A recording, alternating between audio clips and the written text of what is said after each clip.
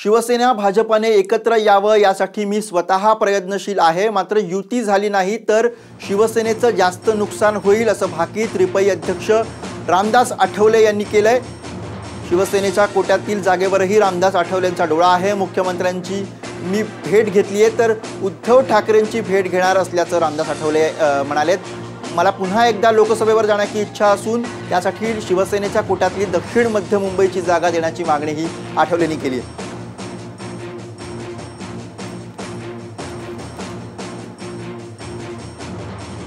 भाजप आणि शिवसेना युती झाली पाहिजे ही माझी भूमिका सुरुवातीपासून आहे, कारण मताची विभागणी झाली तर त्याचा फायदा दोन्ही काँग्रेसला होऊ शकतो।